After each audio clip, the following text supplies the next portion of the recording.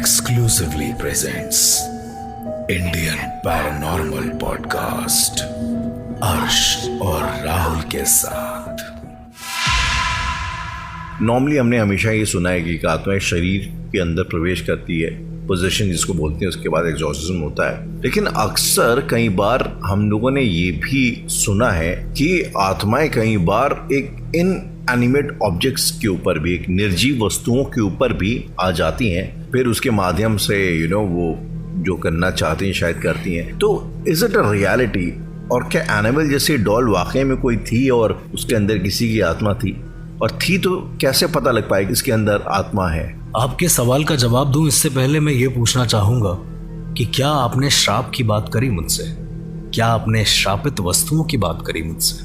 क्योंकि जिस हिसाब से मैं आपका सवाल सुन पा रहा हूं, उस हिसाब से सिर्फ एनाबेल ही नहीं, उस हिसाब से ओईजी बोर्ड भी है, नेशनल लाइब्रेरी भी है जो हॉन्टेड है।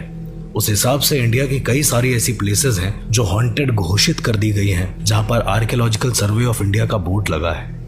एक ऐसी अलमारी है जो श्रापित है, एक ऐसी तस्वीर है जो लोगों का खून करती है, और ये सारी चीजें एग्जिस्ट करती हैं अगर हम बाहर ना जाकर अपने इंडिया में ही देखें। तो चलिए ठीक है, इसी पे एक सवाल करते हैं। तो श्रापित वस्तुएं जैसे कि आपने बताया, कर्स्ड ऑब्जेक्ट्स जो होते हैं जी, इज इट अ रियलिटी? और क्या हम लोग, क्या एक इंसान किसी और इंसान को, लोग बद्दुआएं तो देते हैं, जी, ठीक है, जी, बद्दुआएं देने का कॉन्सेप्ट होता है, लेकिन लोग क्या एक दूसरे को श्राप दे सकते हैं? और क्या किसी के भी श्राप देने से क्या वो श्राप वाकई में फलता है, वो दूसरों को नुकसान पहुंचा सकता है? सबसे पहले कॉन्सेप्ट समझ लेते हैं कि श्राप और बद्दुआएं जो होती हैं उसका भी अपना एक फल होता है। ओके। वेदों में एक बात लिखी है कि हर वरदान के साथ एक अभिशाप आता है। वरदान के साथ एक अभिशाप आता है। एग्जैक्टली, या हर अभिशाप के साथ एक वरदान आता है। Every blessing comes with a curse. शायद आपने सुना भी होगा ये कहीं ना कहीं। लोग कहते हैं कि every curse is a blessing in disguise, तो प्रोबेबली कुछ शायद ऐसी वाली बात। लाइकवाइज, तो कर्स की अगर हम बात करें, श्राप की बात करें, पुराने ऋषि मुनियों की आपने बहुत सारी कहानियां सुनी होंगी। हमारे सनातन धर्म के पौराणिक कथाओं के अनुसार बहुत सारी ऐसी कहानियां हैं। बहुत सारी कहानियां सुनी है। नारद मुनि को श्राप आया था, ऋषि परशुराम थे, वो तो श्राप देते रहते थे लोगों को। तो बिल्कुल काफी कहानियां सुनी है ऐसी। तो श्राप का मतलब एक तरीके से कुपित कर देना। कुपित एज इन किसी इंसान को कोई चीज के लिए बोलना जो चीज आपको पसंद नहीं आई है, लेकिन उसमें आपकी स्पिरिचुअल अवेयरनेस भी काम कर रही है, उसमें आपका हायर सेल्फ भी काम कर रहा है। सिर्फ कॉन्शियस और सबकॉन्शियस नहीं, आपका अनकॉन्शियस माइंड भी एक साथ गैदर होकर एक साउंड जनरेट कर रहा है। तो वो साउंड जिस कन्विक्शन पावर से बोली गई होगी, आपने कन्विक्शन पावर के बारे में सुना होगा जी, तो बिल्कुल। वो साउंड जिस कन्विक्शन पावर से बोली होगी, जितनी आपकी अवेयरनेस होगी, आपने जिस कन्विक्शन पावर से उसे कहा होगा, वो उतना ही ज्यादा उसकी एनर्जी से बाइंड हो जाएगी, क्योंकि energies do want to bind their self. Arsh एक कॉन्सेप्ट होता है जिसको लोग मैनिफेस्टेशन बोलते हैं जी। लॉ ऑफ अट्रैक्शन का शायद आपने नाम सुना होगा कि आप किसी चीज को, अगर कोई डायलॉग है ना, किसी चीज को आप इतनी शिद्दत से चाहो कि पूरी कायनात जो है आपको उसमें मिलाने में लग जाती है।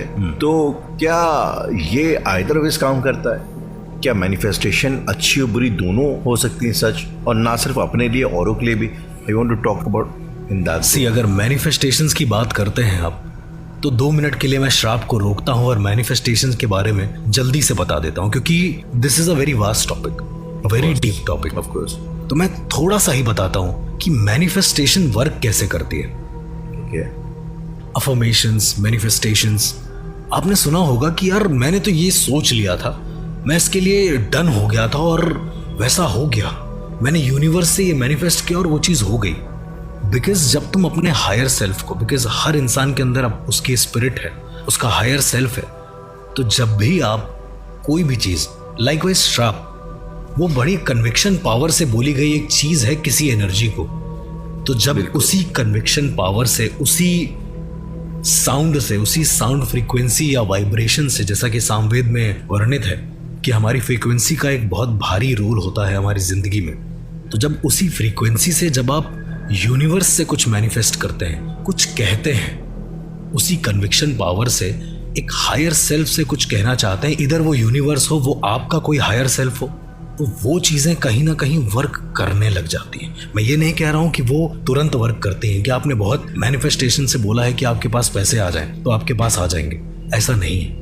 वो करने लग जाती हैं, धीरे धीरे एनर्जीज उस तरफ जाना शुरू हो जाती हैं। तो that is how manifestation works. Now coming back to श्राप। श्राप के बारे में, जैसे ऋषि मुनि श्राप दे देते थे और वो हो जाता था।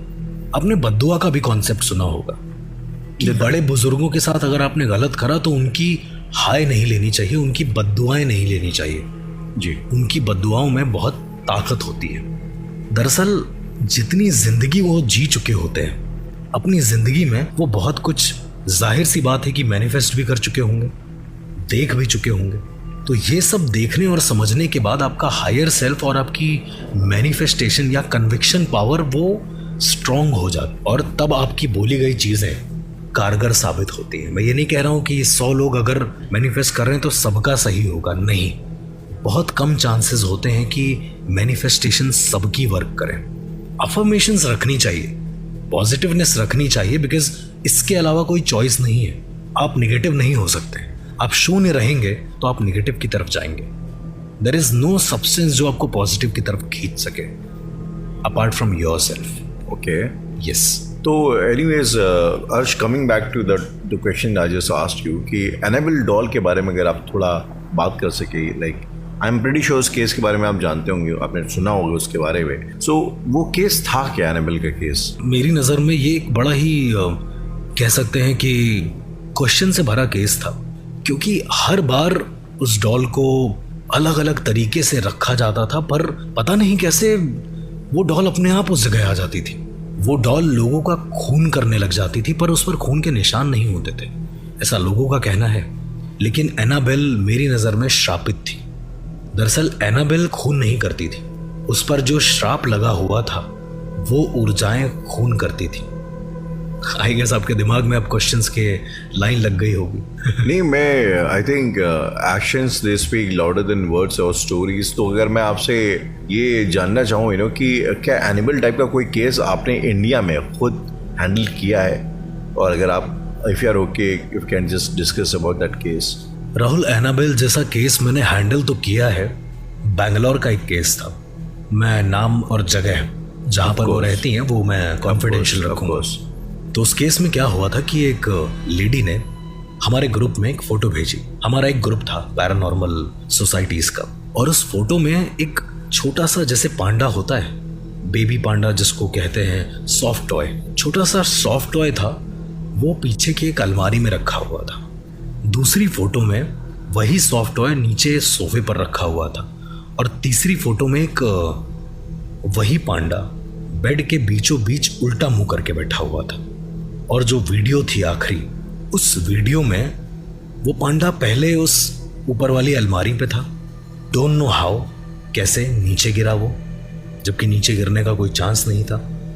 और एक अलग मोमेंट पर ऐसा लगा कि क्योंकि कैमरा इस तरीके से सेट था कि सोफा और उसके ऊपर की चीज़ें दिख रही थी, ज़मीन नहीं दिख रही थी, थोड़ी थोड़ी विजिबल हो रही थी। ओके, पर वहाँ कोई था नहीं, ये कंफर्म था, क्योंकि उस लड़की ने पूरा प्रूफ भेजा। तो देखा कि जैसे ही वो पांडा नीचे गिरा, करीबन 1-2 मिनट के बाद वो सीधा उठ के बैठ गया। ये आपने वीडियो पे देखा? ये मैंने वीडियो पे देखा, और ये मेरे पास वीडियो आज भी है। ओके, वो सीधा उठकर बैठ गया। यकीन मानिए कि इतना ज़्यादा हॉरिफाइंग एक आम इंसान के लिए कुछ नहीं हो सकता। कहने में एक बहुत नॉर्मल सी चीज़ है, पर ये हॉरिफाइंग था। तो वो ऑब्जेक्ट भी श्रापित था, लाइक एनाबेल। लेकिन उस ऑब्जेक्ट ने क्या अपने मालिक को कुछ नुकसान पहुंचाने की कोशिश करी, जैसे एनाबेल की डॉल लोगों का खून कर देती थी?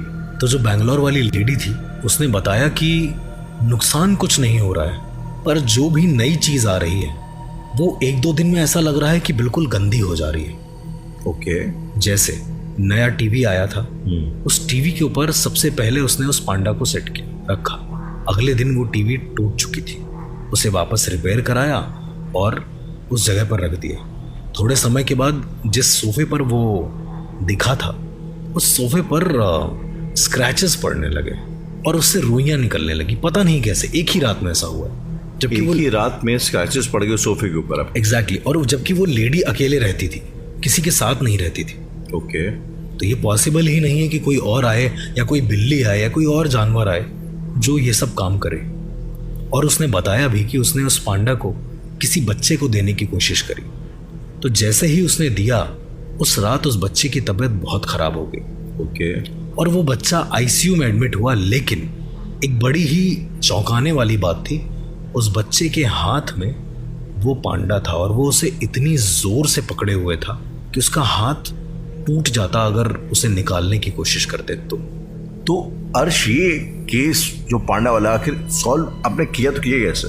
तो राहुल, अगर मैं सच बताऊं तो वो केस अभी तक सॉल्व नहीं हुआ है। क्या?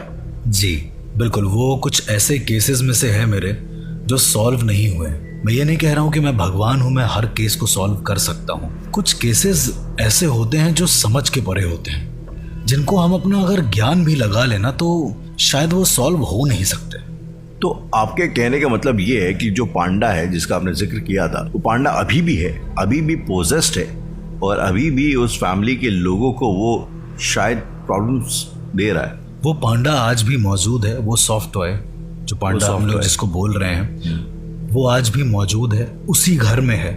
पर जितना मैंने किया वो सिर्फ ये किया कि उस लड़की को उस सॉफ्ट टॉय के बॉन्ड से दूर कर दिया। तो अब वो जो सॉफ्ट टॉय है वो उस घर में है, पर उस घर में अब कोई नहीं रहता। पर स्टिल आप जाएंगे उस घर में तो उस सॉफ्ट टॉय को देख सकते हैं। ऐसा कहा जाता है, वहाँ के आसपास के लोगों का ये मानना है कि वो रात में कई बार उस जगह से निकले हैं उस घर के पास से, तो उन्हें वो सॉफ्ट टॉय कभी गेट पर लटका हुआ दिखा है, कभी छत पर बैठा हुआ दिखा है। घर की सीमा से बाहर नहीं आ रहा है वो, बट ये सच्चाई है।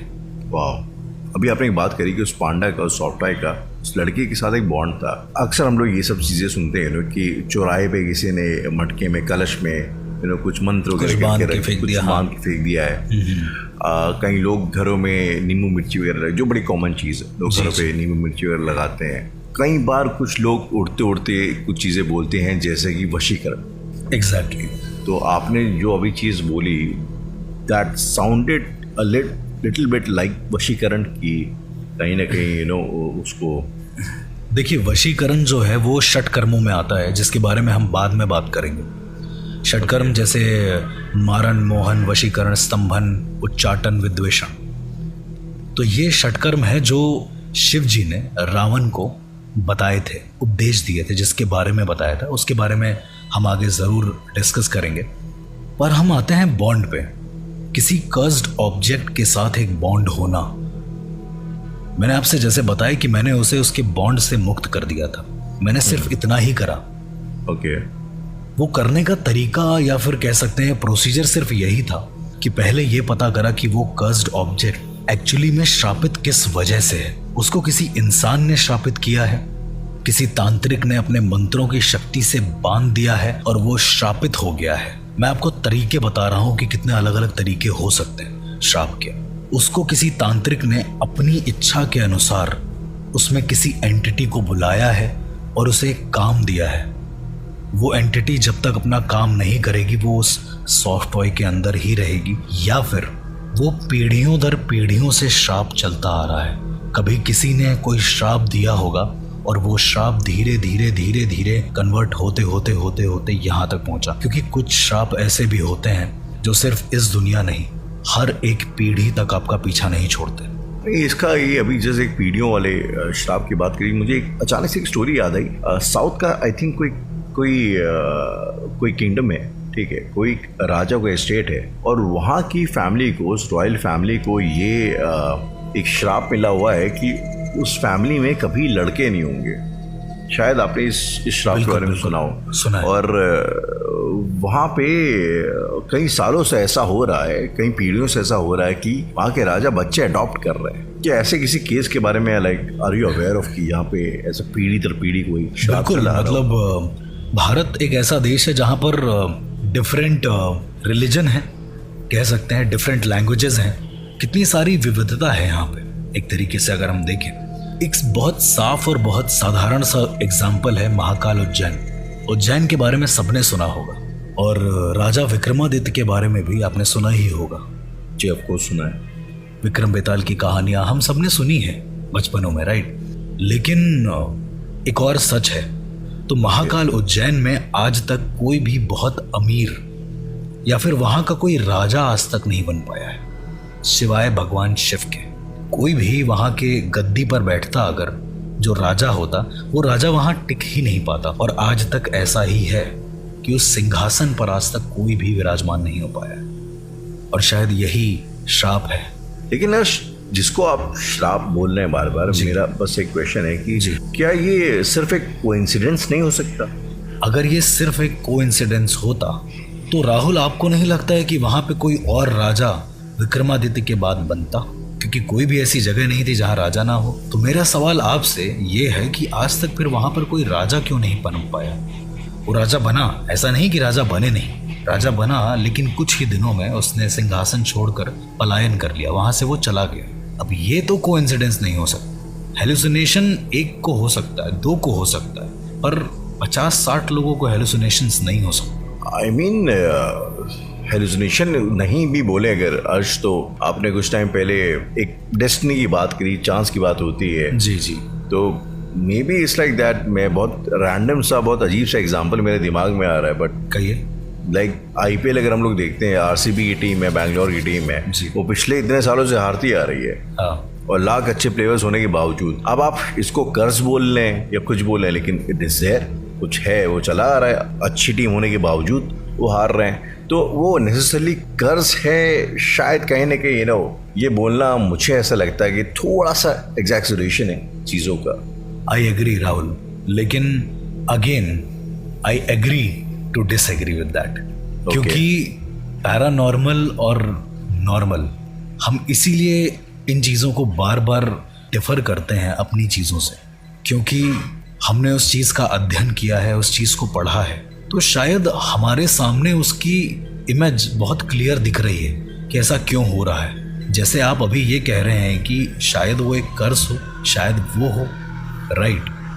लेकिन विक्रमादित्य की कहानी में बेताल था, विक्रम बेताल, एक बेताल से सवाल जवाब होता है, सुना ही होगा आपने बहुत। जी बिल्कुल सुना है। जो कहानियां हैं वो एक तरीके की गाथा है, कहानी से भी ज्यादा विक्रमादित्य के वीरता की गाथा है। तो वो जो है वो तो पूरा शहर जानता है, वो पूरी दुनिया जानती है कि वो सच्चाई है। That was ultimate truth. जो विक्रमादित्य की कहानी है ये एक सच्चाई है, क्योंकि इसके प्रमाण हैं। तो श्राप मेरी नज़र में ऐसे ही होते हैं। श्राप मेरी नज़र में किसी वस्तु का हो सकता है, किसी जगह का हो सकता है, या किसी आत्मा का हो सकता है। आपने श्रापित जगहों का जिक्र किया, तो कुछ जगहें जैसे कि भानगढ़ का किला या मालचा महल, तो ये जगहें क्या असल में हॉन्टेड हैं? इन सभी सवालों का जवाब जानने के लिए सुनते रहिए Indian paranormal podcast, only on 8 app.